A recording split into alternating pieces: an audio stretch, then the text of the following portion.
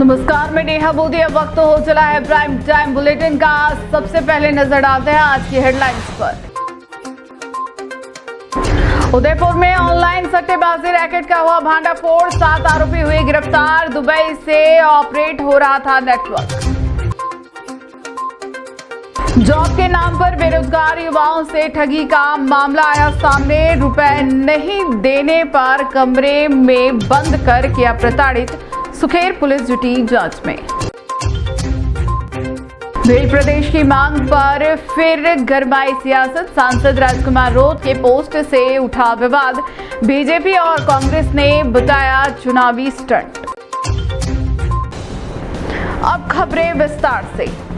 उदयपुर जिला पुलिस अधीक्षक श्री योगेश गोयल के निर्देश पर जिले में ऑनलाइन सट्टेबाजी के खिलाफ चलाए जा रहे अभियान के तहत एक बड़ी कार्रवाई करते हुए प्रतापनगर थाना पुलिस और जिला स्पेशल टीम डीएसटी ने ऑनलाइन सट्टा खेलते 7 आरोपियों को रंगे हाथों गिरफ्तार किया है। ये आरोपी दुबई से संचालित वेबसाइट के जरिए ऑनलाइन सट्टा संचालित कर रहे थे। यह कार्रवाई अतिरिक्त पुलिस अधीक्षक शहर उमेश ओझा और नगर पूर्व वृत्ताधिकारी जगनराज पुरोहित के सुपरविजन में की गई। टीम को मुखबिर से सूचना मिली थी कि आरती गैलेक्सी अपार्टमेंट पावर हाउस देबारे स्थित फ्लैट नंबर 807 में कुछ युवक लैपटॉप, मोबाइल और इलेक्ट्रॉनिक डिवाइसेस के माध्यम से ऑनलाइन सट्टा खिला रहे हैं। टीम ने दबिश देकर मौके से 7 युवकों को गिरफ्तार किया है। पूछताछ में सामने आया कि आरोपी rockybook.com मास्टर आईडी के तहत 4 सट्टा website R9EXCH.in, diamond EXCH99.now, rockybook247.com और दुर्गा247.com के माध्यम से लोगों से धोखाधड़ी कर सट्टा लगवा रहे थे। आरोपी अलग अलग राज्यों से ताल्लुक रखते हैं और फ्लैट में बैठकर ऑनलाइन प्लेटफॉर्म्स से 5 करोड़ रुपए से अधिक की सट्टेबाजी का संचालन कर चुके हैं। पुलिस ने मौके से लैपटॉप, मोबाइल फोन, फर्जी बैंक खाते, सिम कार्ड, एटीएम कार्ड और एक रजिस्टर जब्त किया है, जिसमें सट्टेबाजी का विस्तृत हिसाब किताब दर्ज था।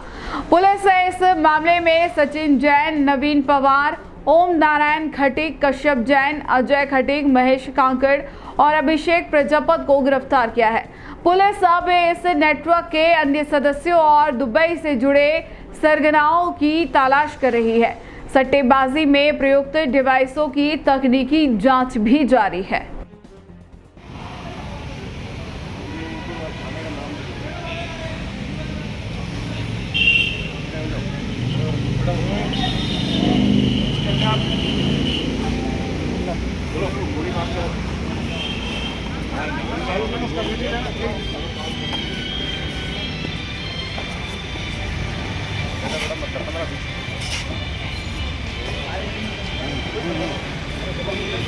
तो मैं हूँ फिलहाल शिवोहम फर्नीचर उदयपुर में और अटे आप 2000 रुपया दिन लाखों रुपया इनाम जीती सकी रहो। अटे एक लकी ड्रॉ चाली रो है जटे आप हर महीने 2000 रुपया जमा कराओला और आप स्कूटी, एक तोड़ो होनो, लाख रुपया, बाइक अशी तरह रो इनाम जीतवा रो मौको मिली सकी रो है। 15 महीना होती आप 2-2000 रुपया जमा करावजो। कहीं खली जा तो बहुत बढ़िया, और अगर नहीं खली रो है तो आप यो बेड और यो सोफो सेम क्वालिटी आप अटेन देखिन सही सकी रहो, यो आप मलेला। और मान लो अगर अनिमू भी आप रखे आशे नहीं आवे तो आप बड़ी अमाउंट रो जो भी सा वो बड़ो आइटम या सोफो आप ले सकी रहो ओनली एट शिवोहम फर्नीचर में। और अगर आप विश्वास नहीं हुए तो इरिया 18 ऑनर कहो नहीं खेलियो तो सोफो दोला। राजस्थान के उदयपुर जिले में पुलिस प्रशासन ने हाल के महीनों में अपराध और अवैध गतिविधियों के विरुद्ध जिस तरह की सक्रियता दिखाई है वह पूरे प्रदेश में चर्चा का विषय बन गई। इस जिले के पुलिस अधीक्षक योगेश गोयल के नेतृत्व में उदयपुर ने आबकारी अधिनियम के तहत कार्रवाई में पूरे प्रदेश में पहला स्थान प्राप्त किया है। यही नहीं, एनडीपीएस और आर्म्स एक्ट के तहत भी उदयपुर प्रदेश के शीर्ष 5 जिलों में शामिल हो गया है। एसपी योगेश गोयल ने बताया कि राज्य सरकार के निर्देश पर जिले में लगातार अवैध मादक पदार्थ, अवैध हथियारों और शराब तस्करी के खिलाफ अभियान चलाए जा रहे हैं। उन्होंने बताया कि उदयपुर की भौगोलिक स्थिति खासकर गुजरात सीमा से सटे होने के कारण यहां से हरियाणा से गुजरात की ओर अवैध शराब की तस्करी का मार्ग बनता है। ऐसे में इस इलाके में शराब तस्करों की गतिविधियां रोकने के लिए सबसे ज्यादा कार्रवाई की गई है। एनडीपीएस एक्ट के अंतर्गत भी कई बड़ी जब्तियां और गिरफ्तारियां की गई है। पुलिस ने दर्जनों मामलों में भारी मात्रा में मादक पदार्थ बरामद कर नेटवर्क को तोड़ने का प्रयास किया है। एसपी गोयल ने बताया कि जिले में अपराधी गैंग सक्रिय है, जिन्हें समय रहते चिन्हित कर उनके खिलाफ आर्म्स एक्ट के तहत कठोर कार्रवाई की गई है। कई मामलों में पुलिस ने घटनाओं को अंजाम देने से पहले ही रोकने में सफलता प्राप्त की है। उन्होंने कहा कि अपराध नियंत्रण की दिशा में पुलिस की सतत निगरानी, तकनीकी विश्लेषण, क्षेत्रीय नेटवर्किंग और सूचनाओं पर त्वरित कार्रवाई जैसे उपाय लगातार जारी है। एसपी गोयल की कार्यशैली और टीम वर्क के चलते उदयपुर पुलिस का मनोबल बढ़ा है और अपराधियों में भय का माहौल बना है। नेतृत्व में बहुत अच्छा, अभी पूरे स्टेट लेवल में बहुत अच्छा हर तरह की गतिविधियों में, जिस तरह से एनडीपीएस की हो गई, वेपन्स की हो गई, इस तरह से थोड़ा सा सर इसमें ब्रीफ करेंगे। देखिए, पुलिस मुख्यालय की भी यह प्राथमिकता है कि जो अवैध मादक पदार्थ हैं उनकी तस्करी करने वाले और उनकी तस्करी पर प्रभावी नियंत्रण लगा जाए। उदयपुर उस दृष्टि से संवेदनशील क्षेत्र भी है क्योंकि उदयपुर के वेस्ट ईस्ट साइड में आप देखेंगे कि वल्लभनगर, मावली, चित्तौड़, प्रतापगढ़ ये एक ऐसे क्षेत्र हैं और यहाँ तक कि एमपी जो अवैध मादक पदार्थ विशेष रूप से अफीम का उत्पादक एरिया है। तो यहाँ से अफीम के साथ साथ डोडा चूरा की अवैध तस्करी होती है जो उदयपुर से गुजर करके और मारवाड़ क्षेत्रों में जाके सप्लाई होती है।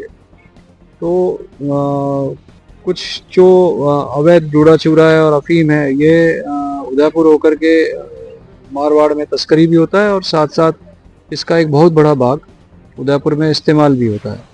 दूसरा जो हमारे लिए चिंतनीय चीज़ है कि अब कुछ उदयपुर के ट्राइबल इलाके के अंदर अवैध रूप से पहाड़ी क्षेत्रों में गांजे की अवैध खेती हो रही है और इस अवैध खेती का जो उपभोग एरिया है, कंजम्पशन एरिया है, वह उदयपुर के आसपास के डिस्ट्रिक्ट्स हैं और गुजरात है।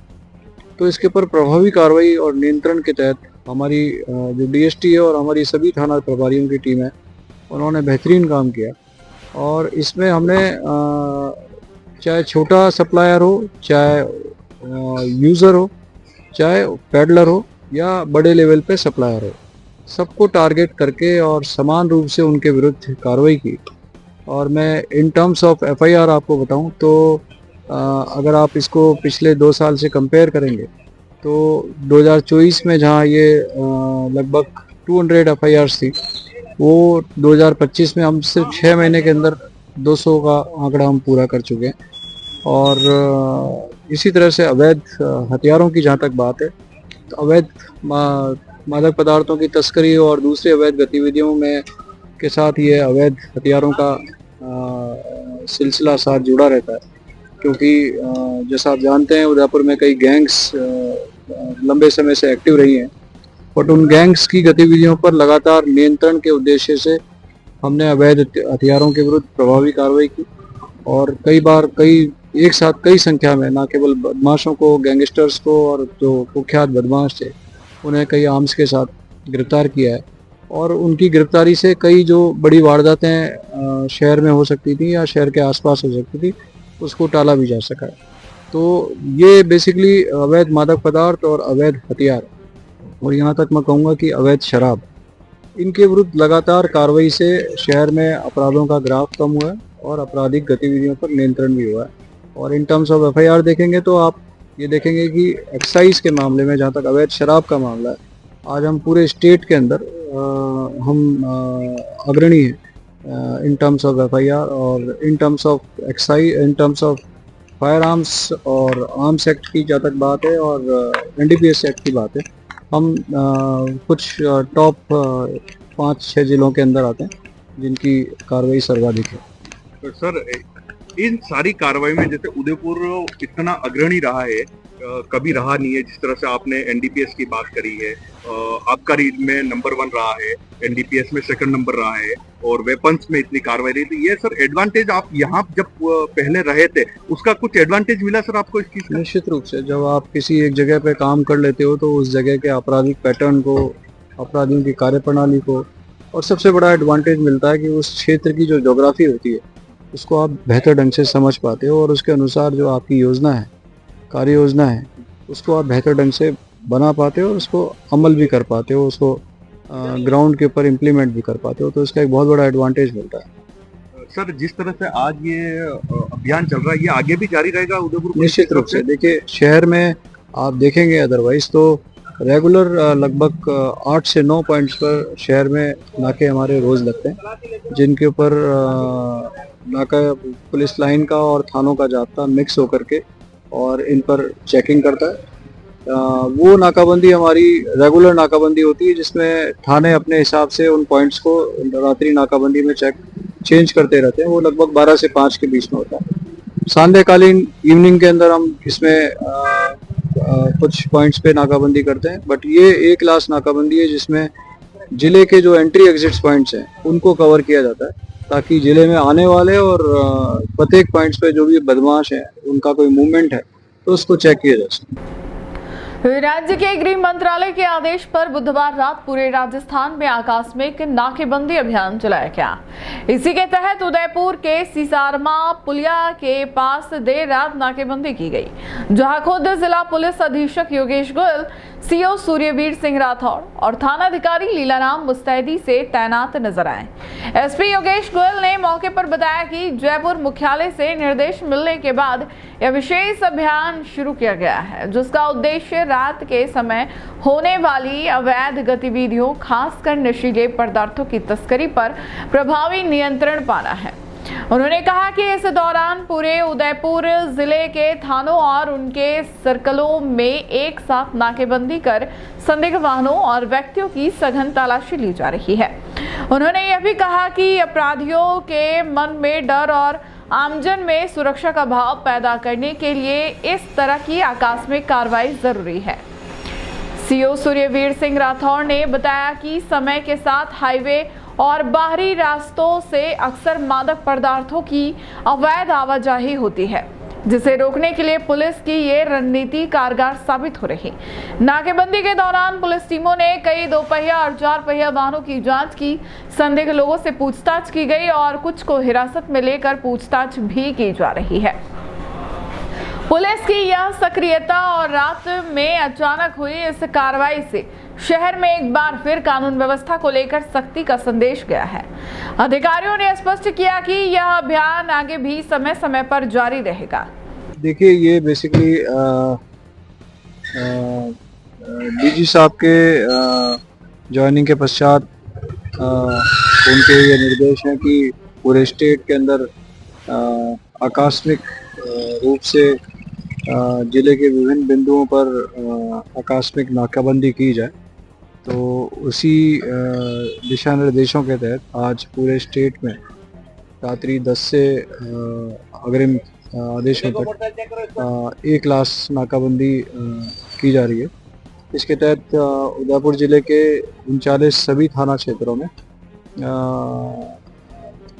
विभिन्न पॉइंट्स के ऊपर सभी पुलिस अधिकारियों के द्वारा एक्टिवली पार्टिसिपेट होकर के नाकाबंदी की जा रही है। इस नाकाबंदी का बेसिकली उद्देश्य ये है कि जो शहर में अपराधी और आपराधिक गतिविधियों का जो मूवमेंट है उसको चेक किया जाए और साथ साथ जो अवैध गतिविधियां या अवैध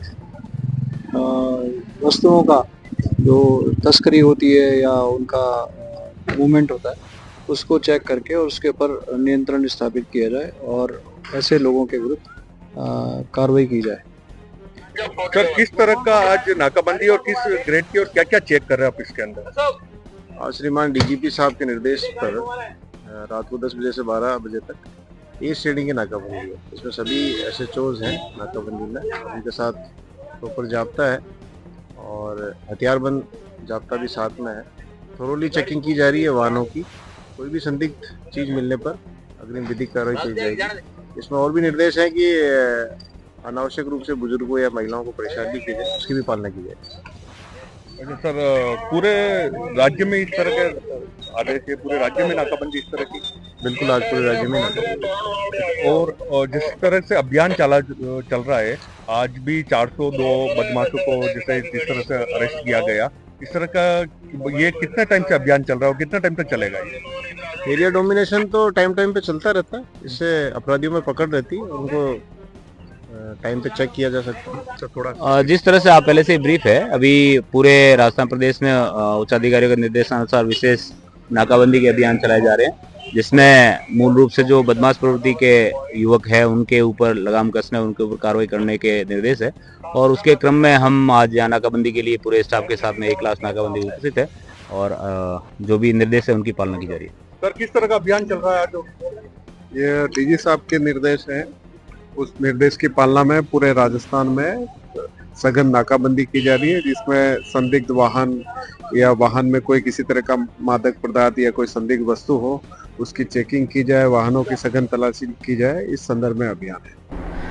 राज्य सरकार और कृषि विभाग की ओर से लंबे समय से लंबित मांगों की अनदेखी के खिलाफ गुरुवार को उदयपुर में कृषि पर्यवेक्षकों और वरिष्ठ कृषि पर्यवेक्षकों ने सहायक निदेशक कृषि कार्यालय के बाहर धरना प्रदर्शन कर विरोध दर्ज कराया।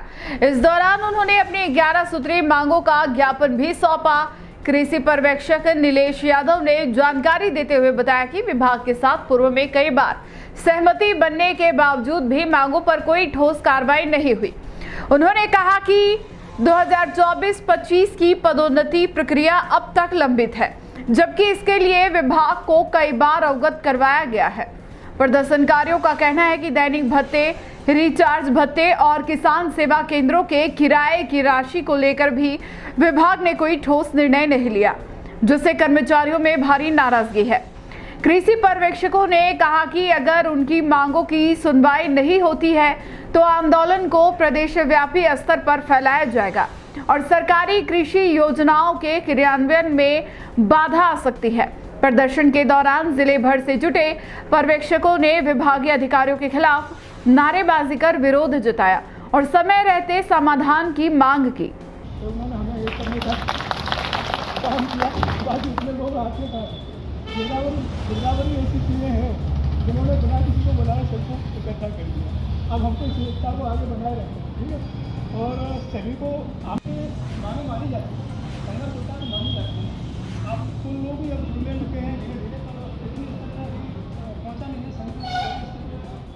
सब जगह से अभी 2-4 महीने से नजर आ। आज दिनांक 17/7/2025 को सहायक निदेशक कार्यालय पर 11 सूत्रीय मांग पत्र को लेकर के धरना प्रदर्शन एवं आंदोलन का नोटिस दिया जा रहा है, जिसमें कृषि पर्यवेक्षकों एवं वरिष्ठ कृषि पर्यवेक्षकों से संबंधित जायज़ मांगों को, वाजिब मांगों को मनवाने के लिए ये आंदोलन और ये रूपरेखा तैयार की जा रही है।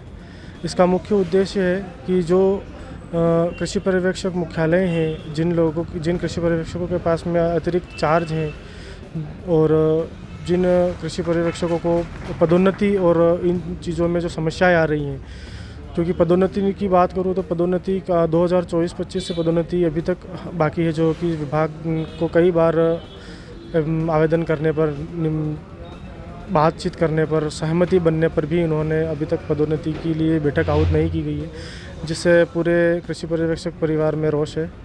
और काफ़ी समय से सहमति बनने के बावजूद भी हमारी मांगों को नज़रअंदाज किया जा रहा है, जैसे डेली अलाउंस भत्ता,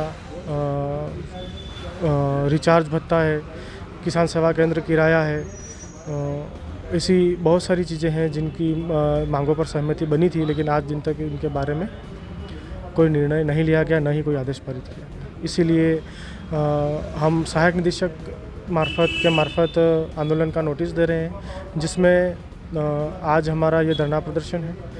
21 तारीख को हम जिला कलेक्टर के महोदय के मार्फत एक ज्ञापन प्रेषित करेंगे। 25 तारीख को हमारा जो है व्हाट्सएप ग्रुपों से हम लेफ्ट होंगे और 18 अगस्त को हम जो है कि ऑनलाइन कार्यों से बहिष्कार। प्रदेश के कृषि मंत्री डॉक्टर किरोड़ीलाल मीणा के बीते माह औचक निरीक्षण के बाद अब कृषि विभाग एक्शन मोड में आ गया है। बुधवार को कृषि विभाग की टीम ने मादड़ी स्थित अबीमा फोस्केम प्राइवेट लिमिटेड के गोदाम पर अचानक छापा मारा। जांच में फैक्ट्री से खाद और रॉ मटेरियल से जुड़ी कई अनियमितताएं सामने आई। सबसे बड़ी बात यह रही कि विभाग ने फैक्ट्री के एक खाद के लॉट को सीज कर दिया। नियमों के मुताबिक इस खाद में सामग्री की मात्रा 14.5% होनी चाहिए थी, लेकिन लैब जांच में मात्र 1% पाई गई।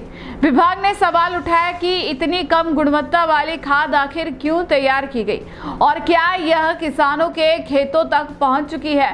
कृषि विभाग के सहायक निदेशक डॉक्टर देवेंद्र प्रताप सिंह ने बताया कि फैक्ट्री ने खाद बनाने के लिए जो रॉ मटेरियल खरीदा था उसमें भी खामियां मिली है। स्टॉक रजिस्टर वेरीफाइड नहीं मिला और खरीदे गए रॉक व एसिड का इस्तेमाल कहां हुआ, इसका संतोषजनक जवाब भी फैक्ट्री प्रबंधन नहीं दे पाया। विभाग ने तत्काल प्रभाव से फैक्ट्री पर खाद बिक्री पर रोक लगा दी है और इसे सीज करने की कागजी कार्रवाई शुरू कर दी गई। अधिकारियों ने साफ किया कि नियमानुसार उत्पादन नहीं करने पर सख्त कार्रवाई जारी रहेगी। कृषि विभाग अब ये जांच कर रहा है कि कहीं यह अमानक खाद पहले ही किसानों तक तो नहीं पहुंच गई। मामले में आगे और खुलासे होने की संभावना है। ये मादड़ी इंडस्ट्रियल एरिया में अबीमा फोस्केम प्राइवेट लिमिटेड के नाम से एक फैक्ट्री संचालित है और ऑपरेशन डिकॉय जो माननीय कृषि मंत्री जी के द्वारा चलाया गया था, किशनगढ़ में कुछ फैक्ट्रियों को उन्होंने बंद भी करवाया था। उस ऑपरेशन डिकॉय के बाद में गवर्नमेंट ऑफ राजस्थान ने, डिपार्टमेंट ऑफ एग्रीकल्चर ने एक आदेश जारी किया था कि जितनी भी प्रॉम बनाने वाली फैक्ट्रियाँ जो भी ऑर्गेनिक प्रोडक्ट्स बना रही हैं उन सबको आपको चेक करना है, अच्छे से निरीक्षण करना है। जब हमें निरीक्षण का ये आदेश मिला उसके बाद में इस कंपनी के द्वारा प्रॉम का लाइसेंस लिया हुआ था, तो हम उस प्रॉम के लाइसेंस के चलते यहाँ पे चेक करने आए थे कि भाई प्रॉम इसके द्वारा बना जा रहा है नहीं बनाया जा रहा है। किंतु जब प्रॉम यहाँ पे नहीं पाया गया तो जिंकेटेड एसएसपी का एक बैच इनके द्वारा बनाया जा रहा था, जो मौका निरीक्षण के दरमियान पाया गया। तो हमने इनसे पूछा कि भाई ये एसएसपी जिंकेटेड आपके द्वारा कैसे बनाया जा रहा है अभी। तो उन्होंने कहा कि हम तो सर एनबीएस में अभी लिस्टेड नहीं है इस बैच के लिए, इस प्रोडक्ट के लिए, तो हम एनबीएस में लिस्टिंग करवा रहे हैं। डीओएफ में हमने अप्लाई किया है, पीडीएल की टीम आएगी, वो चेक करेगी, उसके बाद हम एनबीएस में लिस्टिंग होंगे, इसलिए हम ट्रायल बेस पे बना रहे हैं। तो ट्रायल बेस के हिसाब से हमने उसका सैंपल भी कलेक्ट किया। जो गवर्नमेंट की जो लेबोरेटरीज़ होती है उनसे वो 14.5% जो वाटर सॉल्युबल प्रोडक्ट होना चाहिए फॉस्फोरस, उसकी जगह पे 1% पाया गया। जब 1% का रिजल्ट आया तो हमें ऊपर से निर्देश भी दिए गए कि भाई 1% रिजल्ट कैसे आया, इसको चेक करवाइए आप। हम जब चेक करते हैं इसका और कुछ छानबीन की तो पता चला कि शायद इन्होंने अब तक डीओएफ में अप्लाई भी नहीं किया है। अब डीओएफ में अप्लाई नहीं किया तो फिर ये किस बेस पे ट्रायल चला रहे थे। तो हमें शक हुआ कि हो सकता है इन्होंने बिना इंस्पेक्शन के प्रोडक्ट बना करके डायरेक्ट मार्केट में बेच रहे हो, ताकि क्या है कि किसानों को कुछ सब्सिडी देंगे, किसान सब्सिडी का मेटेरियल समझ करके या पैसे दर कम समझ करके खरीद लेंगे। और हो सकता है किसान तो उसके अंदर झांक के देख नहीं सकता कि कितना % का मटेरियल है और 1% का मटेरियल ये मार्केट में निकाल देंगे। ये इनको हमने, और ये आपके द्वारा पीडीएल में जब आपने डीओएफ में अप्लाई नहीं किया अब तक, तो आपने ये मटेरियल क्यों बनाया, इसका जवाब अब तक इन्होंने नहीं दिया है। सेकेंडरी पहले के जुलाई 2024 में इनके 2 बैच हमने पहले इंस्पेक्शन में जो अमानक पाए गए तो उनको सीज़ किया है। उसके बाद में इनके द्वारा ऑफिशियली कोई भी प्रोडक्शन नहीं किया गया है। ऑफिशियली जब इनके द्वारा प्रोडक्शन नहीं किया गया तो जो इन्होंने रॉक और एसिड ख़रीदा है वो रॉक और एसिड इनके द्वारा कैसे और किस काम में लिया गया ये हमसे इनसे पूछा गया। तो जो रॉक और एसिड जब प्रोडक्शन नहीं हुआ तो यहाँ पे रॉ मटेरियल यहाँ होना चाहिए, जो प्रीमाइसेज है इनका, प्रीमाइसेज में रॉक और एसिड भी उस मात्रा में हमें नहीं मिला। तो ये भी शक के घेरे में आ गए कि दूसरे तरीके से ये रॉक और एसिड हमारे इनके पास क्यों नहीं है। थर्ड, इनके जो पीडीएल में इन्होंने जो दिया है और उसका इनके पास कोई लेटर नहीं है और ये अब तक ये पेश नहीं कर सके हैं कि वो 1% का मटेरियल इनके द्वारा क्यों बनाया गया है। इसके अलावा इस कंपनी के जो स्टॉक रजिस्टर हमने चेक किए हैं वो भी वेरीफाइड नहीं है, स्टॉक रजिस्टर भी अभी तक कमियां पाई गई उनके अंदर। तो इन सब को देखते हुए हमने इनको अभी तक एक नोटिस जारी किया है कि इसको क्रय विक्रय किसी भी प्रकार का आपकी इस फैक्ट्री से लेन देन नहीं होना चाहिए अब, और इसको सीजिंग की जाएगी और जो ज़रूरी एफसीओ और एसेंशियल कमोडिटी एक्ट के तहत जो ज़रूरी कार्रवाई होती है वो कार्रवाई अमल में लाई जाएगी। उदयपुर सुखेड़ थाना क्षेत्र से चौंकाने वाला मामला सामने आया है, जहां बेरोजगार युवाओं को नौकरी दिलाने का लालच देकर उनसे हजारों रुपए ऐंठे गए। इतना ही नहीं, रुपए नहीं देने पर उन्हें कमरे में बंद कर प्रताड़ित भी किया गया। इस मामले में पीड़ितों ने सुखेर थाने में शिकायत दर्ज कराई है। पीड़ितों ने पुलिस को बताया कि मीरानगर स्थित ट्रेडिस्टिक वेंचर्स प्राइवेट लिमिटेड नामक कंपनी ने फोन कॉल के जरिए जॉब ऑफर किया। कंपनी ने युवाओं को ऑनलाइन और ऑफलाइन कपड़े बेचने का काम बताया और 4 दिन की ट्रेनिंग दी। इसके बाद जॉब रजिस्ट्रेशन के नाम पर 41,500 रुपए की मांग की गई। प्रतापगढ़ निवासी पीड़ित संजय कुमार नीनामा ने बताया कि कुसुम मीणा नामक महिला ने कॉल कर उसे 20 से 25,000 रुपए सैलरी का लालच दिया। वह कंपनी के ऑफिस गया, वहां उसे ट्रेनिंग दी गई, लेकिन रजिस्ट्रेशन के लिए 41,500 रुपए मांगे गए। मेरे पास केवल 10,000 थे, वो जमा करा दिए। इसके बाद मुझे एक कमरे में बंद कर दिया और बाकी पैसे घर से मंगवाने का दबाव बनाया गया। वहीं नर्मदा और पारस नाम की युवतियों ने बताया कि कंपनी ने उन्हें जॉब का झूठा सपना दिखाया और रजिस्ट्रेशन के नाम पर 41,500 रुपए ले लिए। उन्हें कमरे में बंद कर रखा गया, बाहर निकलने नहीं दिया गया और सिर्फ एक समय का खाना दिया जाता था। उन्होंने रात 3 बजे किसी तरह छिपकर वहां से भागकर पुलिस को सूचना दी। थानाधिकारी रविंद्र चारण ने बताया कि कुछ युवाओं ने जॉब रजिस्ट्रेशन के नाम पर रुपए ऐंठने और रुपए नहीं देने पर बंदी बनाने का आरोप लगाया है। मामले की जांच की जा रही है। बीएपी प्रदेश प्रवक्ता अरविंद कोटेड़ ने बताया कि युवाओं ने उनसे मदद मांगी तो वे उन्हें लेकर सुखेर थाने पहुंचे और शिकायत दर्ज कराई। उन्होंने कहा कि कंपनी ने बेरोजगार युवाओं को जॉब दिलाने का लालच देकर उनकी मजबूरी का फायदा उठाया है। प्रशासन को चाहिए कि ऐसे फर्जी कंपनियों पर कड़ी कार्रवाई कर पीड़ितों के पैसे वापस दिलाए जाए। पुलिस फिलहाल मामले की जांच कर रही है और कंपनी के संचालकों की तलाश जारी है। कमलेश हार्मोर क्या है? हार्मोर क्या है वो? कमलेश मीणा नहीं सर, पूछना जरूरी है। मेरा नाम नर्मदा है। मेरा नाम पारस शर्मा है। कहाँ से हो आप दोनों? मैं प्रतापगढ़ से हूँ। मैं भी प्रतापगढ़ से हूँ। अच्छा, क्या मामला हुआ? यहाँ पे उन्होंने झूठ बोल के बुलाया कि जॉब है और यहाँ बिजनेस जॉब है यूँ करके बुलाया और झूठ बोला पहली बात तो, फिर हमको पैसे देंगे मंथली यूँ करके बुलाया था। कंपनी का क्या नाम है और उसका सीईओ कौन है? कंपनी का नाम ट्रेडिस्टिक वेंचर प्राइवेट लिमिटेड कंपनी है और उनके सीईओ विष्णु जी राजपुरोहित। अच्छा, अब तक आप दोनों ने कितने कितने रुपए जमा कराए? मैंने 41,500। क्या टास्क देते थे वो बुलाने के लिए? यूँ ही मंथली पैसे देंगे यूँ करके झूठ बोलते थे ना। अच्छा, खाना और रहने की क्या व्यवस्था थी?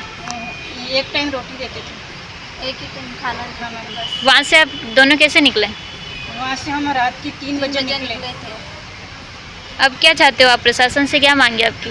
प्रशासन से हम यह मांगना चाहते हैं कि विष्णु जी राजपुरोहित को कानूनी कार्रवाई की जाए और हमारे पैसे वापस करवा दें। उदयपुर संभाग के सबसे बड़े महाराणा भूपाल अस्पताल में झांसेबाज ठगों की सक्रियता एक बार फिर सामने आई है। हाल ही में इलाज के लिए पहुंची 2 वृद्धाओं से अलग अलग तरीकों से करीब 3.5 लाख रुपए के सोने के जेवरात ठग लिए गए। दोनों घटनाएं हाथीपोल थाने में दर्ज हुई है और पुलिस अब आरोपियों की तलाश में जुटी है।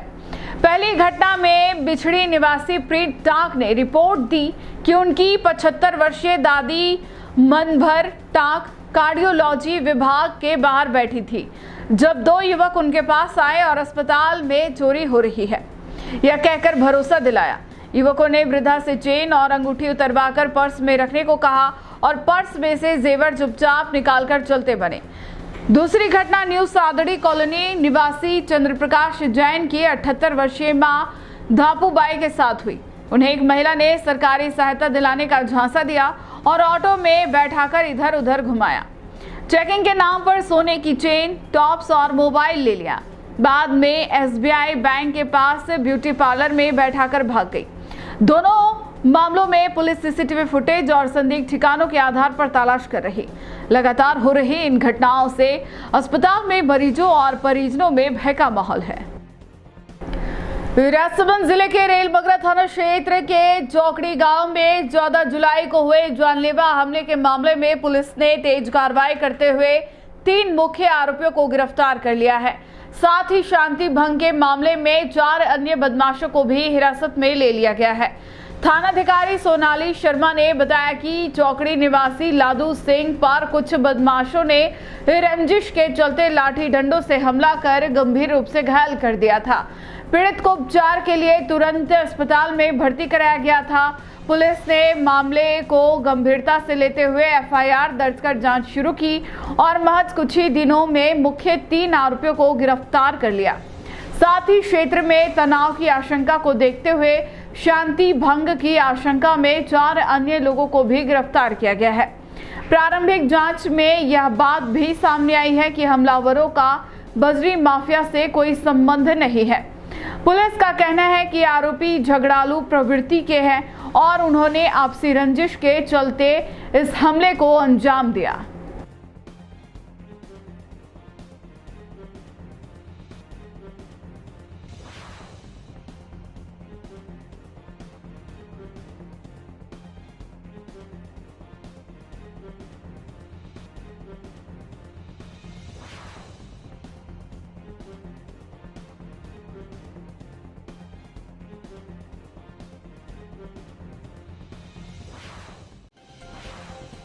राजस्थान में एक बार फिर भील प्रदेश की मांग को लेकर सियासी हलचल तेज हो गई है। बांसवाड़ा डूंगरपुर से सांसद राजकुमार रोत ने मंगलवार को सोशल मीडिया पर कथित भील प्रदेश का नक्शा पोस्ट किया, जिसके बाद विवाद गहरा गया है। इस कदम को विपक्षी दलों और कई नेताओं ने प्रदेश की एकता के खिलाफ साजिश करार दिया है। उदयपुर सांसद मन्नालाल रावत ने नाम लिए बिना रोत पर निशाना साधते हुए कहा कि यह एक अलगाववादी सोच को दर्शाता है और अंग्रेजों की बांटो और राज करो नीति की याद दिलाता है। उन्होंने चेताया कि यह भारत की अखंडता के साथ साथ आदिवासी समाज की भावनाओं के साथ खिलवाड़ है। रावत ने केंद्र और राज्य सरकार से ऐसे प्रयासों की जांच कर कठोर कार्रवाई की मांग की है। इस घटनाक्रम से आदिवासी समाज के भीतर भी मतभेद उभरने की आशंका है, क्योंकि कई संगठनों ने पहले ही इस मांग से खुद को अलग कर लिया है। अब निगाहें सांसद राजकुमार रोत के संभावित स्पष्टीकरण पर टिकी है, लेकिन इतना तय है कि यह मुद्दा राजनीतिक और सामाजिक मंच पर बहस का विषय बन चुका है। अजी साहब नमस्कार, आप सभी को प्रणाम। जय गुरु महाराज, जय हिंद। वो छोटे छोटे विषय जानकारी में आते हैं तो एकदम ध्यान में आता है कि थोड़ा तथ्यात्मक चर्चाएं उससे कर लें और सभी की ध्यान में ये आ जाए कि क्या चीज है। आज बहुत प्रासंगिक विषय है। वागड़ में एक राजनीतिक दल है, हम सब लोग जानते हैं, चर्च प्रेरित है, बाकी सारी चीजें हैं। रेडिकल इस्लाम के जो तत्व हैं वो भी उनसे जुड़े हुए हैं, वो उनसे प्रेम करते हैं। हिंदू समाज को वो गालियां देते हैं। ऐसा एक तंत्र है, सिस्टम बना है। वो कौन है, क्या है, आप सभी जानते हैं। मुद्दा ये नहीं है कि चर्च प्रेरित वो लोग हैं। मुद्दा ये महत्वपूर्ण है कि उनकी एक नेता ने एक पोस्ट किया है, जो चर्चा में है, किसी पत्रकार ने मुझे भेजा है, तो उसमें कुछ शब्दों का प्रयोग किया। मुझे लगा वो शब्द बहुत गंभीर है, उसकी चर्चा होनी चाहिए। आइए साहब चर्चा करते हैं मुख्य विषय पर, और वो कोशिश करूंगा मैं वो पोस्ट भी आपको दिखाऊं। मुद्दा यह है कि सब लोग उस पर चर्चा कर रहे हैं। मेरे पास माननीय बाबूलाल जी खराड़ी साहब का फेसबुक पर लिखा हुआ 2 लाइन है, और उस लाइन में से ही ये शब्द निकले। मुझे लगा बहुत बड़ा भ्रम नहीं फैल जाए और लोग अपने आप को ठगा हुआ महसूस नहीं करें, ऐसा करके ये पॉइंट है। चलिए बात करते हैं। वो है बीएनपी, एक राजनीतिक दल है, उसका एक नेता है, अपने आप को स्वयं को नेता समझता है। बाकी सारे लोग हैं। पिछले दिनों आपने देखा होगा कि बागीदोरा का एक विधायक पैसे लेते हुए एंटी करप्शन ब्यूरो ने अरेस्ट कर लिया। ये वही पार्टी है, राजनीतिक है, अपनी जगह करते रहे, लेकिन समाज पर, राष्ट्र पर, विचार पर जब बात आती है तो हम सबका पॉइंट हो जाता है। तो इसी बात को लेके आपसे बात करते हैं। इनके नेता लिखते हैं, बहुत सारी बातें लिखी है। उन्होंने मानगढ़ धाम का उल्लेख किया है और गोविंद गुरु जी महाराज का उल्लेख किया है। इसके साथ ही साथ उन्होंने जो कहा है कि गोविंद गुरु जी महाराज के नेतृत्व में शहीद हुए शहीदों के सम्मान में कुछ करना चाहिए, ऐसा लिखा है। इसके साथ महत्वपूर्ण यह है कि 2 फोटो शेयर किए। एक फोटो तो इनका 2015 से चल रहा है। इनका कोई एक परिवार टाइप एक कोई संस्था है और झारखंड से एक व्यक्ति विजय कुजूर आया था और विजय कुजूर सारा उत्पाद करके गया। वो इनको नक्शा पकड़ा के गया था कि ये ऐसा करना है। विजय कुजूर बाद में दिल्ली पुलिस ने अरेस्ट किया था और बाद में वो जेल चला गया। ऐसे ही एक इनकी नेत्री थी, वो भी आई और वो फिर गुजरात में अरेस्ट हो गई और फिर वो सारा उनका हुआ, उनके खिलाफ बहुत सारी FIR, ये सारी बातें आप जानते हैं। मुद्दा ये है कि ये जो नक्शा है ये 2011 में बनाया, ऐसा लोग कहते हैं, लेकिन 2015 में ये बहुत ज्यादा प्रचलित होने लगा। ये नक्शा अलगाववादियों का, अर्बन नक्सलाइट का, ऐसे बहुत सारे लोगों से आया है। सही चर्चा है। 2015 में क्यों आया? क्योंकि नरेंद्र भाई मोदी जी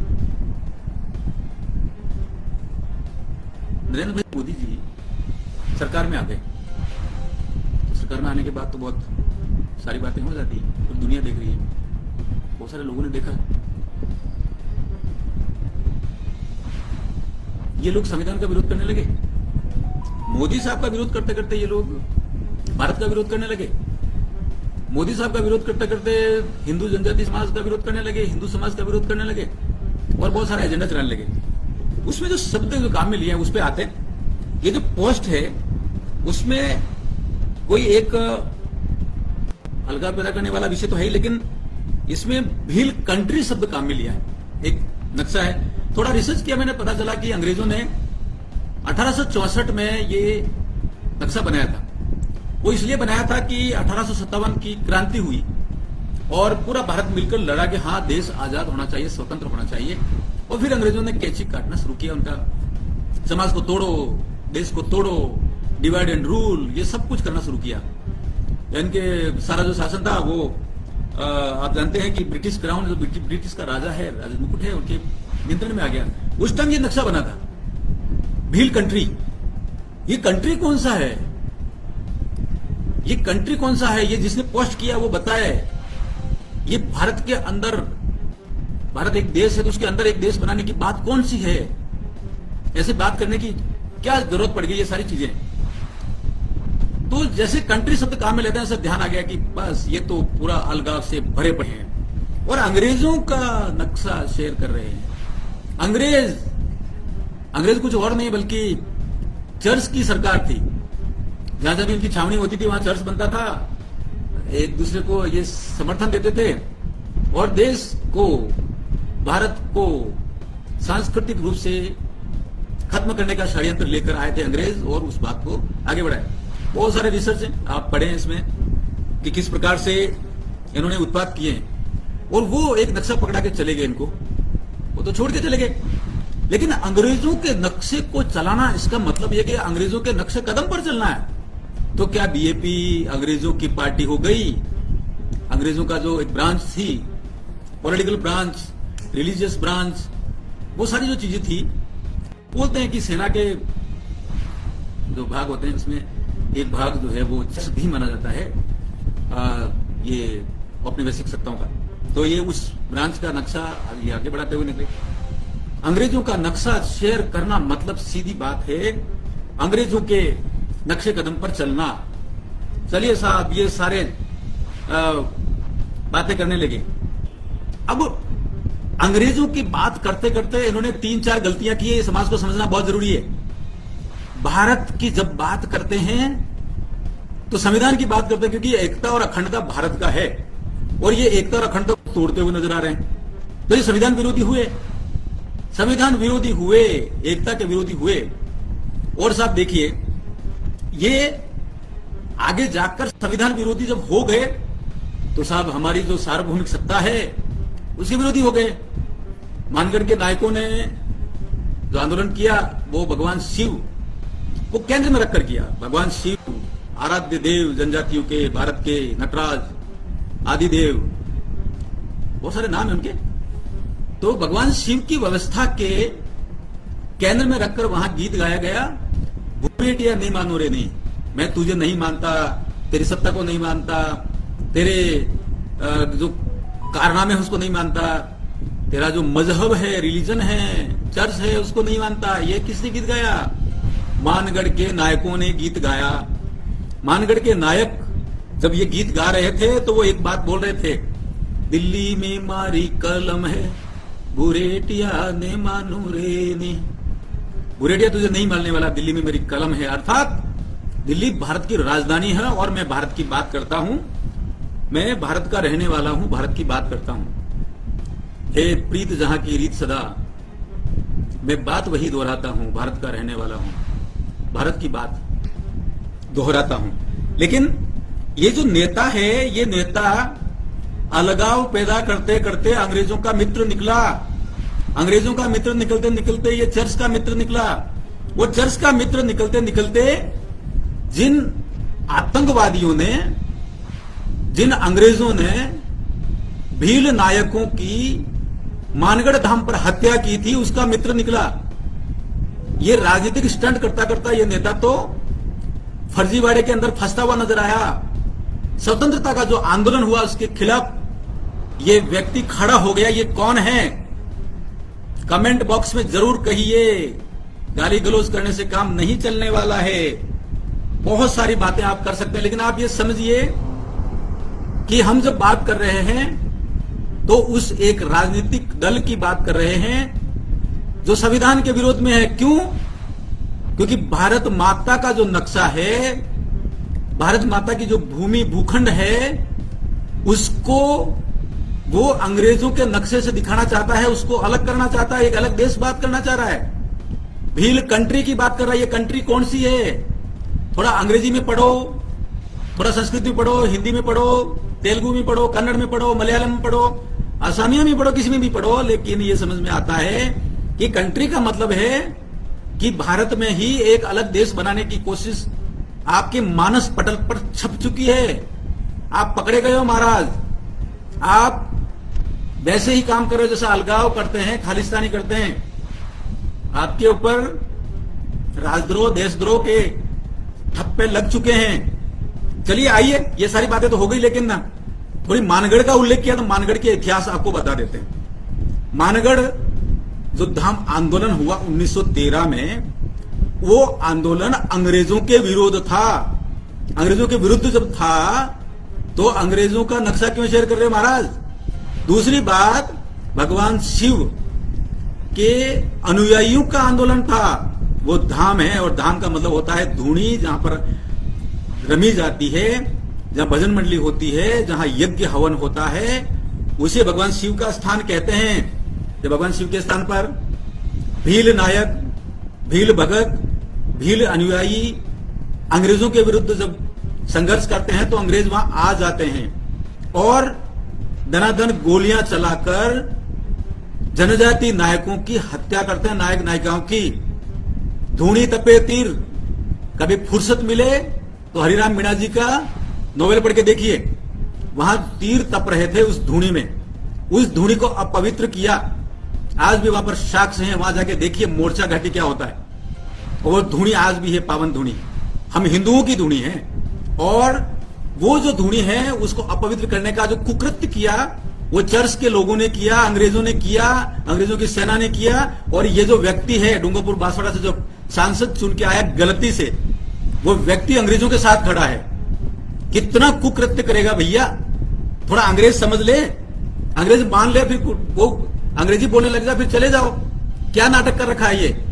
अच्छा, मालगढ़ धाम की जब बात करते हैं तो अपवित्र कर दी धूणी और हत्या कर दी महान, बहुत बड़ा बलिदान हो गया, वहां शहादत हो गई। इस बात के लिए, देश की स्वाधीनता के लिए। और उसके उपरांत गोविंद गिरी जी महाराज को और उनके परम शिष्य पूजा जी को पकड़कर अंग्रेज ले गए, और अंग्रेज ले जाकर उनको आजीवन कारावास दी और काले पानी की सजा दी पूजा धीरा को। बिल प्रदेश संदेश यात्रा जो मानगढ़ पर प्रतिवर्ष की भांति इस बार भी की जा रही है, इसके लिए मेरी तरफ से आप सभी को अग्रिम बधाई। और आप सभी भली भांति अवगत हैं, कल परसों से सोशल मीडिया पे भी काफी चल रहा है, कुछ लोग विरोध भी कर रहे हैं, कई लोगों के पेट में मरोड़े भी पड़ रहे हैं, लेकिन इन सब का जवाब हम मानगढ़ की धरती पे जहां से 1913 के अंदर गोविंद गुरु महाराज के नेतृत्व में 1500 से अधिक आदिवासी समुदाय ने अपने स्वायत्ता के लिए, अपने अधिकारों के लिए और अलग बिलराज कायम करने को लेके त्याग बलिदान जो शहीद हुए थे, इनकी याद में कल दिनांक 17 जुलाई को जो बिल प्रदेश संदेश यात्रा जो निकाली जा रही है, उसके लिए मेरा विशेषकर जो साथी राजस्थान, मध्य प्रदेश, वर्तमान गुजरात, महाराष्ट्र और दादरा नगर हवेली, इन सभी चारों राज्यों से और केंद्र शासित प्रदेश से आने वाले मेरे सभी साथियों को विशेषकर अनुरोध है कि सभी शांतिपूर्वक तरीके से आए, वाहन अनुशासित तरीके से चलाएं, लाइन में ही चलाएं। विशेषकर जो मेरे नौजवान साथी हैं जिनके पास हेवी अगर बाइक हैं, जो इनसे मेरा विशेष अनुरोध है कि आप शांतिपूर्वक तरीके से आए, अनुशासित तरीके से आए, हेलमेट अवश्य पहने और जितने बड़े बुजुर्ग युवा साथी जो भी आ रहे हैं, बारिश का समय है, आप छाता अवश्य रखें साथ में और पानी की बोतल अवश्य साथ में लेके आए। और साथ ही अभी फसल का भी सीजन है, तो मेरा सभी साथियों से अनुरोध है कि सभी लाइन में और सड़क मार्ग से ही ऊपर चढ़ने का प्रयास करें। कोई भी साथी वहां की जो फसलें हैं उन फसलों में से गुजरने का प्रयास नहीं करे, ना ही सीधा पहाड़ी पे चढ़ने का प्रयास करे, ताकि किसी प्रकार की अनहोनी कोई घटना नहीं घटित करे। सभी को अनुशासित तरीके से आना है, शांतिपूर्वक तरीके से आना है। और पुलिस प्रशासन को भी हमने अवगत कराया है कि आप अवश्य इस बिल प्रदेश संदेश यात्रा जो 4 राज्यों के आदिवासी समुदाय, साथ ही अन्य जो समुदाय जो मानवता में विश्वास करते हैं, वो सभी लोग आ रहे हैं। तो आप भी पार्किंग व्यवस्था में सहयोग करें। और सारे साथियों से अनुरोध है कि इस यात्रा के अंदर कोई भी नशा करके नहीं आवे, शराब पी के किसी भी प्रकार का नशा करके नहीं आए। हमने पुलिस प्रशासन को पहले से ही कह दिया है और आज भी इस वीडियो के माध्यम से कहना चाहूंगा कि कोई भी व्यक्ति शराब पी के आता है, शराब पी के वाहन चलाता है, तो पुलिस प्रशासन त्वरित कार्रवाई करेगा। इसमें हमारी कोई जिम्मेदारी नहीं रहेगी, वो व्यक्ति स्वयं जिम्मेदार है जो नशे पत्ते में वहां पर आता है। तो मेरा सभी से अनुरोध है कि हमारे पुरखों का अधूरा जो सपना है, उस सपनों को पूरा करने में अपन सभी शांतिपूर्वक तरीके से सहयोग करें। और हर साल की बात इस साल भी एक ऐतिहासिक संदेश जाए, चारों राज्यों की राजधानी तक तो जाए, लेकिन देश की राजधानी तक ये मैसेज जाए कि हमारे पुरखों का जो अधूरा सपना है, उस सपने को पूरा करना है। इन्हीं शब्दों के साथ आप सभी को धन्यवाद, आभार। कल मिलेंगे मानगढ़ धाम की धरती पे बिल प्रदेश संदेश यात्रा को लेके। ये संदेश देश की राजधानी तक पहुंचे। इन्हीं शब्दों के साथ आप सबको धन्यवाद, आभार, जोहार, जय भारत, जय बिल प्रदेश। सलुम्बर जिले के परसाद थाना क्षेत्र में हुई मंदिर और दुकान में चोरी की वारदात के बाद 3 थानों की पुलिस ने संयुक्त कार्रवाई करते हुए शातिर बदमाशों को घेराबंदी कर दबोच लिया। इस कार्रवाई का नेतृत्व सराड़ा डिप्टी चांदमल सिंगारिया ने किया। थाना परिषद सराड़ा और जावर माइंस पुलिस की टीम ने करीब 30-35 किलोमीटर तक अभियुक्तों का पीछा कर उन्हें झाड़ियों, खेतों और नालों में छिपे हुए पकड़ने में सफलता हासिल की। यह पूरी कार्रवाई पुलिस अधीक्षक राजेश कुमार यादव के निर्देशन और अतिरिक्त पुलिस अधीक्षक बनवारी लाल मीणा के मार्गदर्शन में की गई। गिरफ्तार किए गए बदमाशों ने परसाद स्थित तनेश्वर महादेव मंदिर, घाटा वाली माताजी मंदिर और एक किराना दुकान में चोरी की वारदातों को अंजाम दिया। पुलिस ने इनके कब्जे से दानपेटी की नकदी, चांदी का छत्र और किराना सामान सहित एक क्रूजर जीप भी जब्त की है। डिप्टी चांदमल सिंगारिया ने बताया कि गिरोह लंबे समय से सक्रिय था और रात के समय मंदिरों व दुकानों को निशाना बना रहा था। पुलिस टीम ने तकनीकी और मानवीय सूचना के आधार पर इन पर नजर रखी और अंततः इन्हें पकड़ने में सफलता प्राप्त की। गिरफ्तार आरोपियों में महेंद्र मीणा, नाथूलाल मीणा, पप्पूराम मीणा, मन्ना मीणा, लालूराम मीणा और वीरेंद्र मीणा शामिल है। सभी आरोपी राजसमंद, सलुम्बर व लसाड़िया थाना क्षेत्र के निवासी हैं। आगामी थ्रिलर फिल्म मर्डर बाड़ में के प्रमोशन के सिलसिले में गुरुवार को अभिनेता नकुल रोशन सहदेव उदयपुर पहुंचे। इस दौरान शहर के एक होटल में आयोजित प्रेस कॉन्फ्रेंस में उन्होंने मीडिया से बातचीत की और फिल्म से जुड़ी कई जानकारियां साझा की। फिल्म मर्डर बाड़ का निर्देशन अर्नव चैटर्जी ने किया है, जिसे अगजी एंटरटेनमेंट में निर्मित किया है और रिलायंस एंटरटेनमेंट प्रस्तुत कर रहा है। सिनेमेटोग्राफी की जिम्मेदारी विनोद प्रधान ने संभाली है, जबकि एक्शन दृश्यों को निर्देशित किया है बॉलीवुड के जाने माने एक्शन डायरेक्टर श्याम कौशल ने। प्रेस कॉन्फ्रेंस में नकुल रोशन सहदेव ने बताया कि फिल्म की 90% से अधिक शूटिंग जयपुर राजस्थान में हुई है और इसकी कहानी व प्रस्तुतिकरण दर्शकों को एक नया अनुभव देगा। उन्होंने बताया कि फिल्म में राजस्थान की पृष्ठभूमि और लोक संस्कृति का भी गहराई से चित्रण किया गया है। नकुल ने उदयपुर से अपने जुड़ाव का जिक्र करते हुए भावुक होकर कहा कि मैं यहीं पैदा हुआ और पला बड़ा हूं। आज जब मैं एक अभिनेता के तौर पर अपनी फिल्म का प्रमोशन करने अपने शहर लौटा हूं, तो यह मेरे लिए गर्व और भावनाओं से भरा पल है। फिल्म में नकुल के साथ कनिका कपूर, मनीष चौधरी, शारिब हाशमी, अमोल गुप्ते, सलोनी बन्ना और रवीना शर्मा जैसे कलाकार अहम भूमिकाओं में नजर आएंगे। थ्रिल, ड्रामा और इमोशन से भरपूर मर्डर बाद 18 जुलाई 2025 को देश भर के सिनेमाघरों में रिलीज होगी।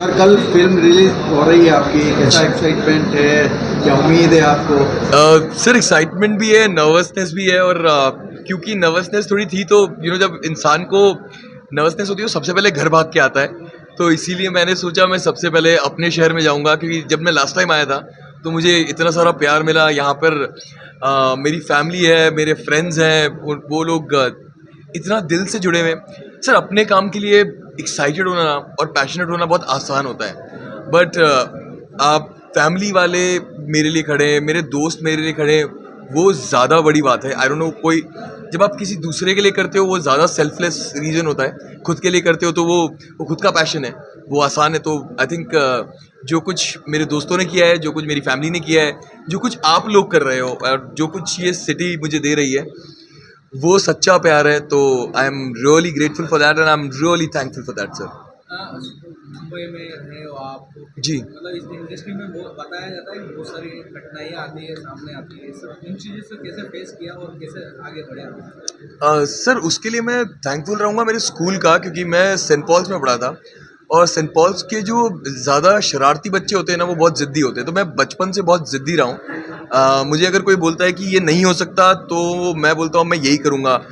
मुझे बहुत सारे प्रोड्यूसर्स ने बोला कि नहीं थिएटर्स में अब फिल्म बड़े बड़े हीरो की नहीं चल रही है, तो मैंने बोला कि ठीक है, मैं थिएटर में जाके फिल्म चला के दिखाऊंगा। तो मुझे जब ना बोलोगे तो मुझे अंदर से करने का और ज़्यादा मन करता है और आज तक करता आया हूँ और मैं यही करता रहूँगा सर। आमतौर पे फिल्में जब रिलीज होती है, एक्टर जो है अभिनेता बॉम्बे में ही रहना ज़्यादा पसंद करते हैं। जी सर। आप उदयपुर आए हैं अपने होम टाउन। जी सर। सर जैसा मैंने बताया था कि ये सपना मैंने यहाँ देखा था सर, तो मैं जब वो सपने की शुरुआत हो रही है तो मुझे वापस वहीं आना था, क्योंकि मुझे ऐसा लगता है कि आज बहुत सारे बच्चे मेरे जैसे अभी स्कूल में होंगे जो अलग अलग तरीके के सपने देख रहे होंगे। मे बी कोई सिंगर बनना चाहेगा, कोई एक्टर बनना चाहेगा, कोई डायरेक्टर बनना चाहेगा। So in a way if I can the smallest way, अगर मैं ये बता सकूं कि हाँ ये पॉसिबल है, क्योंकि मैं उस जर्नी पे निकला और अब वो सपने को जीना शुरू कर दिया है, तो शायद किसी को अच्छा लगेगा।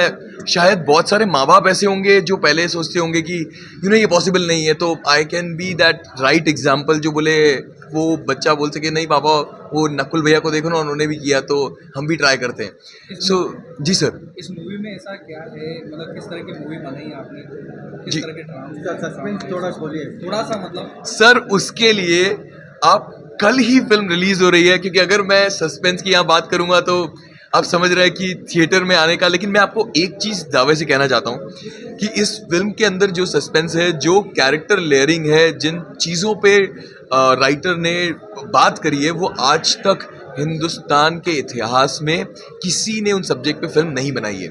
ये एक रोमांटिक फिल्म चालू होती है, जयेश मेरे कैरेक्टर का नाम है, कैसे वो जॉब ढूंढने आता है और राजस्थान में जयपुर में जॉब ढूंढ रहा होता है, उसको एक लड़की से प्यार होता है और फिर जब एक लड़की दूसरी एक टूर पे जो लड़की होती है वो मिसिंग होती है और कैसे फिर वहाँ से कहानी एक अलग ही रुख लेती है। और आप बस थिएटर आइए और मैं ऑडियंस को भी यही बोलना चाहूँगा, थिएटर आइए और वो मैजिक एक्सपीरियंस कीजिए सर। टीम के और लोग भी उदयपुर रहेंगे कल या सर हम सब लोग, क्योंकि थोड़े लोग ज़्यादातर मुंबई रहना पसंद करेंगे, तो मैंने मेरा मुंबई का कमिटमेंट प्रीमियर ख़त्म किया सर।